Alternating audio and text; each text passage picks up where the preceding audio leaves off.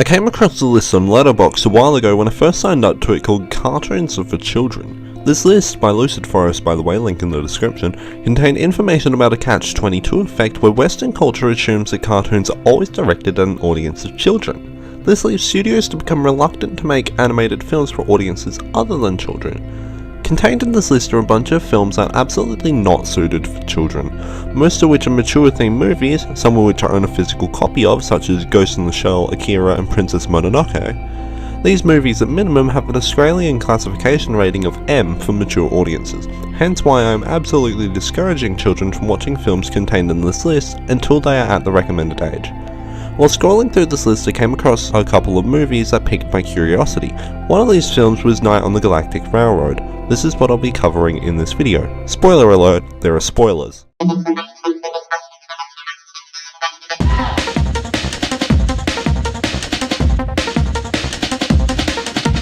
Night on the Galactic Railroad, also translated into these names, is a Japanese fantasy novel written by Kenji Miyazawa around the year 1927.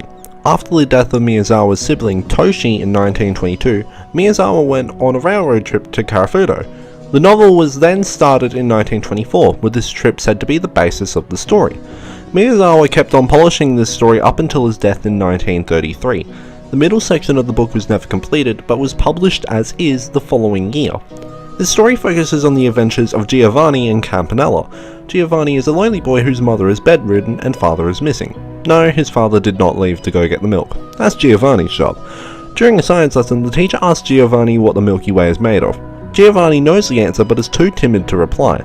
Campanella then gets called upon, but doesn't answer as well to save Giovanni from embarrassment. Within the evening, while everyone else is preparing for the Festival of Stars, Giovanni hears that they didn't receive their milk delivery and runs to the dairy to go get some. However, an elderly woman tells him to come back later.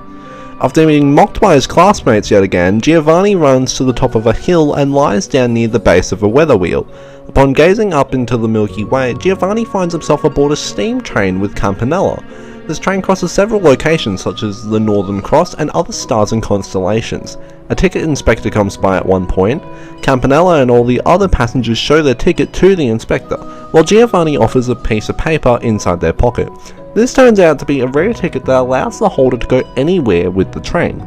Giovanni and Campanella see amazing sights and meet various people, such as scholars excavating a fossil, a man who catches herons and sells them as sweets, and passengers of a ship that sank after hitting an iceberg. Yes, that's right, the Titanic.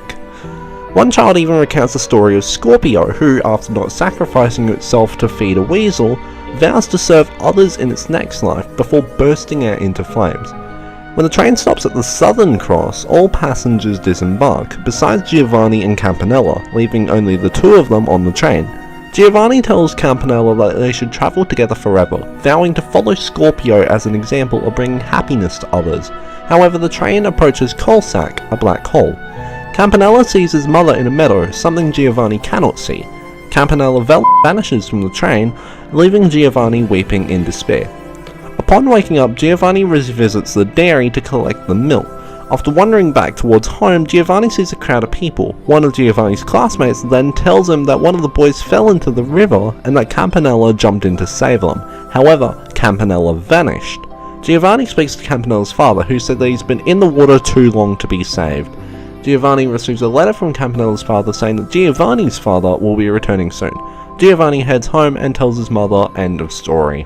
The story was adapted into a manga form by Hiroshi Masumura and Asahi Sonorama. The characters in this manga were depicted as anthropomorphic cats. Now, if you don't know what an anthropomorphic cat is, it's essentially an animal with humanoid characteristics. In other words, it's a furry. Because I know the whole world just sees it as furries. The story was adapted into a manga in 1983, and the manga was adapted into a movie in 1985, being directed by Gizaburo Sugi, based on a screenplay by Minoru Basuyaku. The film was released on July 13, 1985, with Mayumi Tanaka as Giovanni and Chika Sakamoto as Campanella. For those of you who don't know who these voice actors are, Mayumi Tanaka and Chika Sakamoto voiced Monkey D. Luffy and Stelly in the anime One Piece, respectively. While further researching this, I also discovered that Mayumi also voices Meiko, which is the robot maid in Kanketsu Zuroi, a series I am obsessed with. Nobody knows this series, but I want to put this out there. Night on the Galactic Railroad also had a stage adaptation in an illustrated ebook, but this video is meant to focus on the movie. This film was actually produced by Group TAC, a now-defunct independent animation studio. While this is also a success for independent animation, which is a big thing since last year, there are definitely some issues with this. The intro credits start from the very beginning of the film and continue on until we are at 3:04, where the first piece of graphics appear. At that point, either bubbles, balls or stars are flying towards the screen until 3:18, where Giovanni's sleepy face fades in. At 3:35, a bird's eye view of the school appears and keeps on flying side to side, closing in on the school until 4:36, where we are now inside the main corridor looking at items in cupboards and paintings on walls. At 4:56, we are finally inside the classroom and meeting the cast of the movie. Let's make this clear right now. The runtime for this film is approximately 113 minutes, and we've just waited 5 minutes for the first scene. This is just like Fritz the Cat with that stupid bird clicking its fingers for about 5 minutes. At 10:34 we are now inside a newspaper factory where Giovanni is working for money. This scene continues up until 15:07, meaning another 5 minutes were wasted on something that's not essential to the plot. For a movie with the word railroad in it, the train doesn't actually appear until we're at 34 to 45. I want to also mention that throughout this whole film there are definitely these info cards that tell you where the characters actually are. These last for about 4 seconds, but are just genuinely annoying. I was also watching this film on YouTube and the subtitles are absolutely broken. I was watching the first 40 minutes in class and I had subtitles on to understand what was happening as I was doing my work. If only YouTube kept community subtitles, we wouldn't have an issue. I did end up completing this movie and I was a bit confused from it. However, after completing the movie, I did read this comment provided by Adalonesis. This isn't a professional analysis, but it did help clear up confusion in the story. I'm not going to read all of this, you can read it in your own time by pausing the video, but essentially I do get some ideas out of this film. The train that runs along the Galactic Railroad is essentially a train towards heaven, or should I say, their form of heaven. All the people you see on the train are people that are about to die, which you can see through the pink tickets that are checked by the ticket inspector. However, Giovanni is a special case scenario. When others handed in their pink tickets, Giovanni handed in a green ticket that allowed him to go anywhere where the train was going. For example, along the train ride, we meet a man who catches herons. He offers a heron to Giovanni and Campanella, which turned out to taste like candy. When we arrived at his station, we see him disembark to continue catching herons. This is what he loved doing in his actual life, and this is what he wanted to do in his afterlife. Another set are the scholar excavators. The man in charge loved to excavate fossils from the ground and continued to do so in his afterlife. For those who didn't want to live an afterlife doing the things they loved, they all disembarked at the Southern Cross to enter a baseline heaven. Giovanni and Campanella had something else in mind, which is beyond the Southern Cross. When Campanella leaves the train at Coalsack, this symbolises Campanella's death. When Giovanni wakes up, he is told that Campanella jumped into the water to save someone. 45 minutes pass by and the search party is called off as their father says it's been too long to be saved. When the train arrived at Coalsack, Campanella had already jumped into the water to save their classmate. As Campanella stepped off the train, Campanella had simultaneously drowned. With Campanella's station as an example, we can tell that by patronising the train with a pink ticket, the character is going to die that same day, and by disembarking from the train, the character has just died. The Galactic Railroad is essentially symbolic for death. It's a unique way to represent that death is coming for you instead of the casual Grim Reaper. Passengers will board the train and visit all the stations before their own. As this happens, the life flashing before my eyes expression comes into play.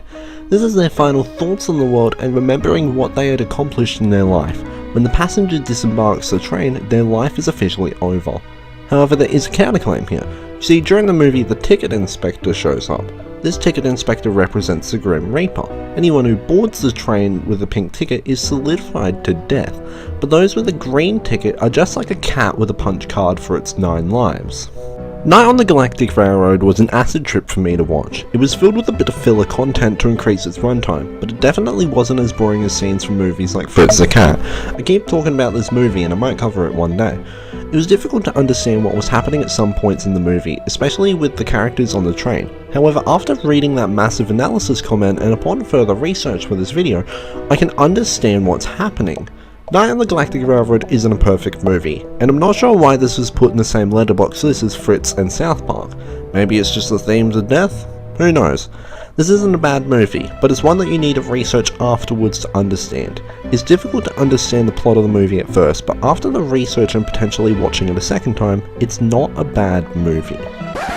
Hi, it's me, TGP. Upon editing this, I discovered that 1. I'm an idiot and should have rewatched this before editing this video, and 2. Campanella actually died as soon as Giovanni boarded the train. How can I support these arguments? Well, number 1 is self-explanatory. If you didn't pick up on that, then I'm an idiot because I've had to add this piece in. Number 2, however, can be proven by what Campanella says when he sees Giovanni on the train. Let me actually show you what he says. Campanella! They really tried. The others all ran after me, but they were just too late to catch me. Even Zanelli. He ran as fast as he could, but he just wasn't fast enough. So, are they waiting for you somewhere? Zanelli's already gone home. His father came by to get him. What's wrong? Your coat is all wet. You look like you're covered with dew or something. Darn it, I lost my canteen. I must have dropped it. Campanella mentioned that they all ran after him but were just too late to catch him, even Zanelli. When Giovanni asks if they were waiting for him, Campanella says that Zanelli already went home. He then pats on his shoulder where his clothes are damp. Giovanni asks what happened and Campanella excuses it for his canteen that he must have dropped somewhere. This is to clearly not upset Giovanni. When Giovanni returns to the village, he is told that Campanella jumped in the water and that Zanelli already went home. I'm an absolute numbnut and didn't notice this before I scripted anything. Anyway, I'll leave you to it. Thank you all for watching. Please consider liking this video and subscribing to my channel. I know this video will not be as much of a goldmine as the content farming one, but I'm still trying my best. Thank you so much and I'll see you in the next video.